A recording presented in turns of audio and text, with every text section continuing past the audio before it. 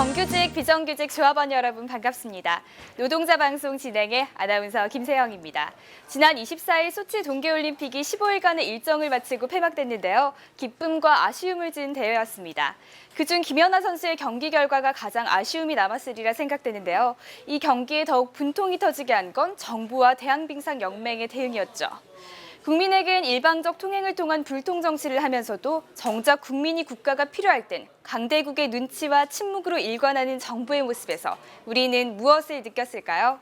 결국 희망은 노동자 서민 스스로의 몫이 아닐까 생각하며 이번 주 노동자 방송 시작하겠습니다.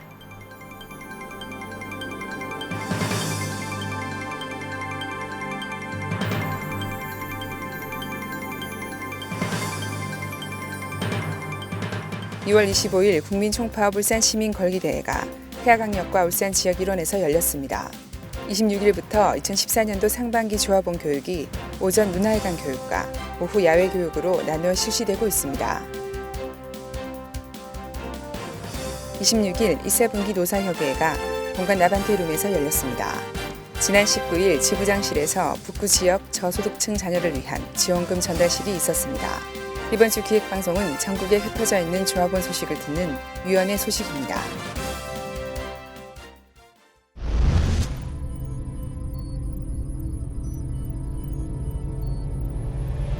(2월 25일) 국민 총파업 울산시민걸기대회가 지부 학대 간부를 비롯한 현장위원과 활동가 민주노총 조합원이 참여한 가운데 태화강역에서 개최됐습니다.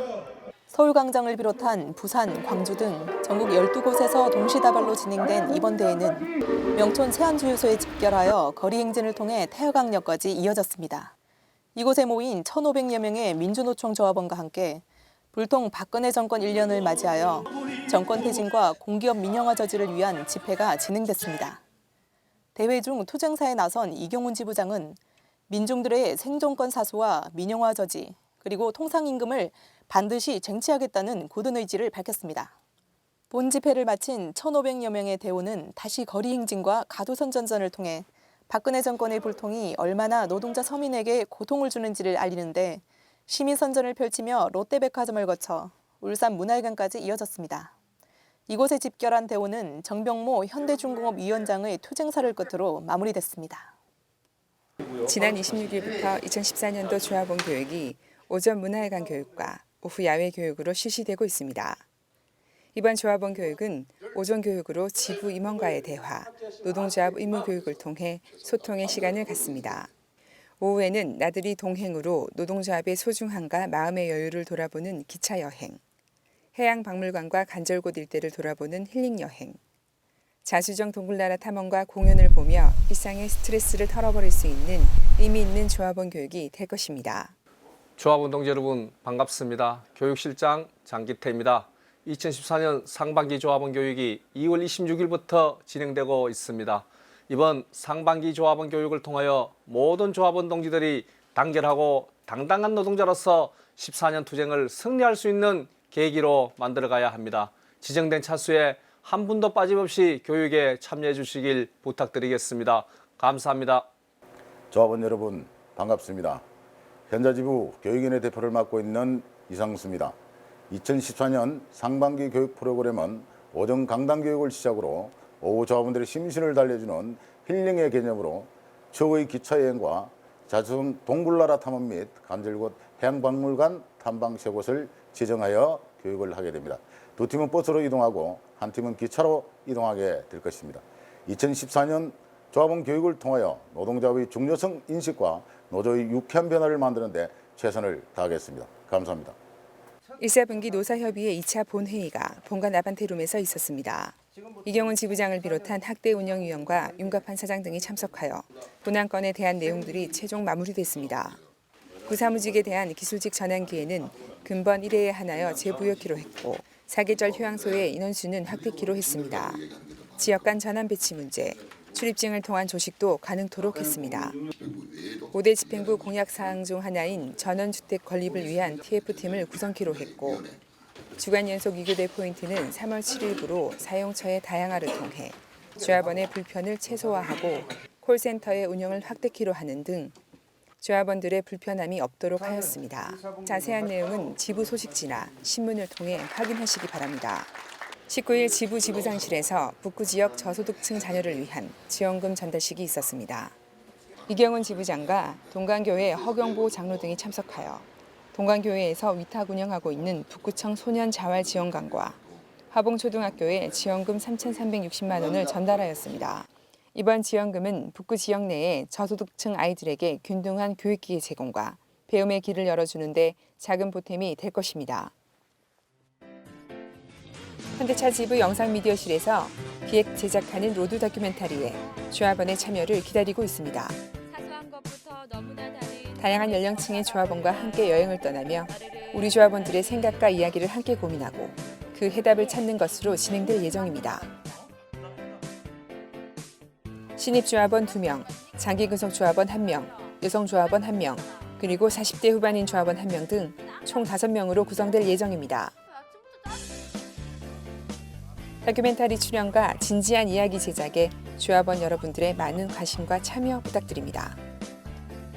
출연 문의는 영상미디어실 5296번으로 하시면 됩니다.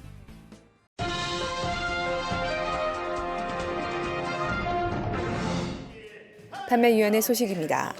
지난 12일 원효로 사옥에서 판매위원회 의장 4.5대 이취임식 및 출범식이 열렸습니다.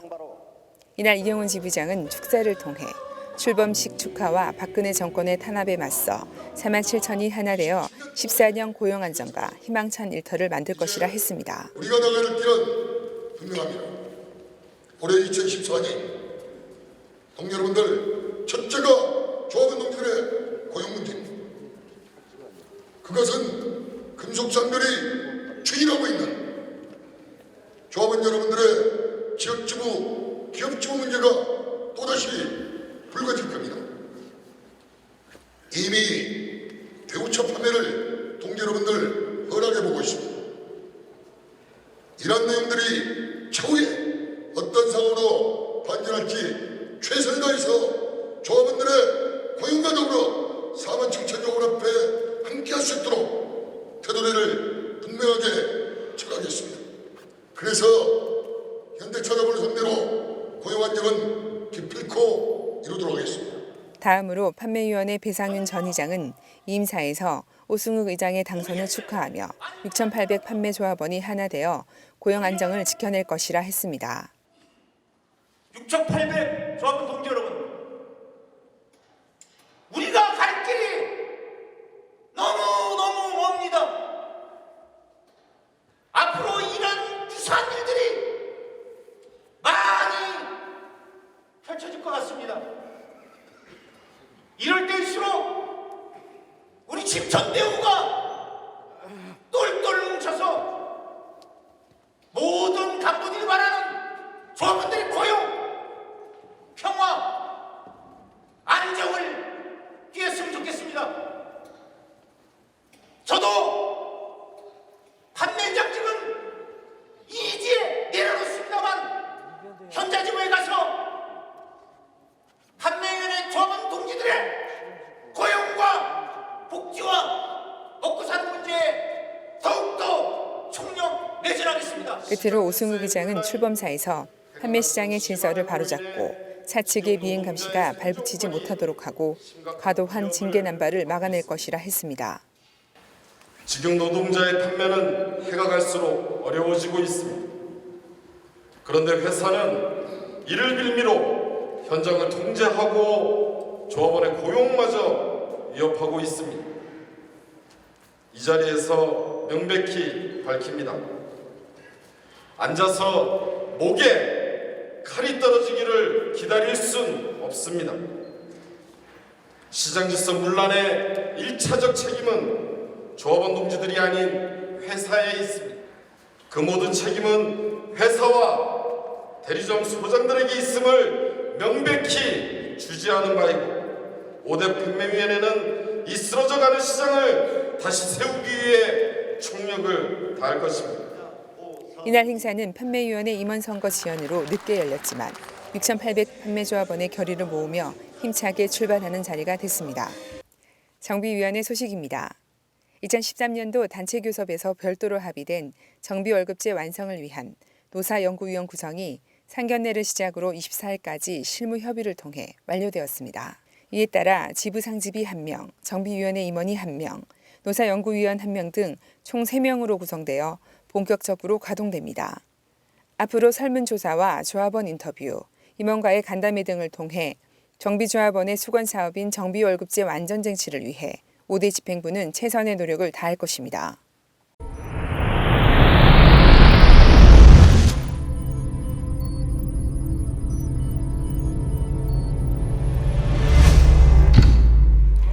침략의 역사로 만든 독도를 일본 아베 정권이 계속해서 국제 분쟁 지역으로 몰아가고 있는데요. 그것은 국제사법재판소의 제소를 통해 독도를 분쟁 지역으로 만들어 자유대를 파견하거나 전쟁 군수시설 마련을 위한 도화선으로 활용하려는 야욕이 숨어 있는 것입니다. 반성은커녕 돈으로 모든 것을 덮어버리려는 일본. 이런 숨은 야욕에다 이명박 정권 시절 독도 방문 발언은 일본에게 좋은 빌미만 제공한 꼴이 되어버렸죠. 분명 독도 영유권 문제는 일본 제국주의 침략의 역사지 결코 분쟁의 문제가 아니라는 것을 내일 3.1절을 맞아 다시 한번 되새기며 이번 주 노동자 방송 모두 마치겠습니다. 영상 및 사진 투고는요. 카카오톡 친구 찾기 아이디 검색 YOSSI SOS 검색하신 후에 사진이나 동영상 보내주시면 됩니다. 소정의 문화상품권도 지급할 예정이니까요. 정규직, 비정규직 조합원에 많은 참여 바랄게요. 시청 소감이나 궁금한 점은 현자지부 홈페이지 또는 스마트폰 플레이 앱스토어에서 현대자동차지부 어플을 다운받아 이용해주세요. 그럼 다음 주 노동자 방송 시간까지 안녕히 계세요.